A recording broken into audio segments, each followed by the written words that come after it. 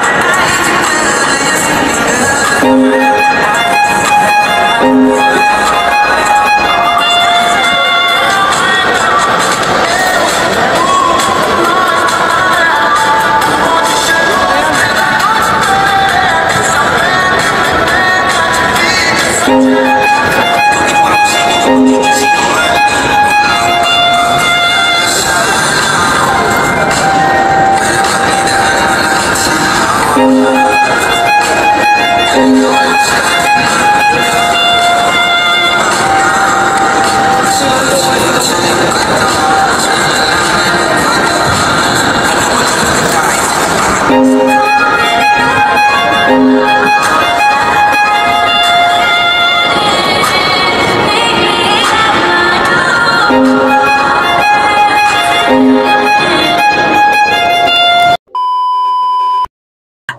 packaged na talaga itong si Krista J natin. Maganda, pang model ang dating, magaling rumampa, magaling kumanta, magaling umacting, at saka yun, overall fully packaged talaga si Krista natin. Kaya di tayo nagtataka na mai-in love talaga si Papa Mikoy. Sa ganitong klaseng babae, sino ba namang hindi mai-in love, di ba? Totally packaged na eh.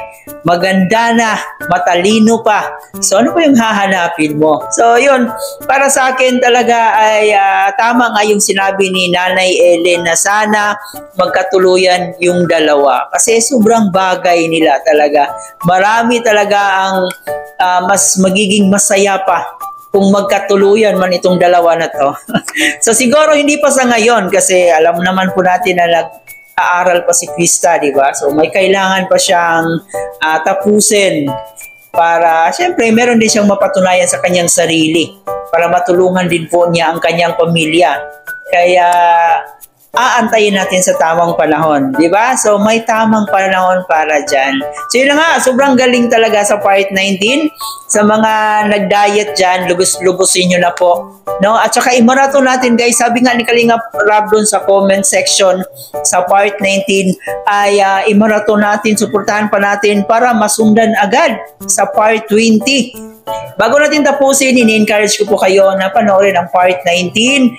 No, i-marathon pa po natin para tataas pa yung views. So, hindi lang naman po para ito sa Mikres, kundi para po sa lahat ng mga beneficiary ni Kalinga Prab.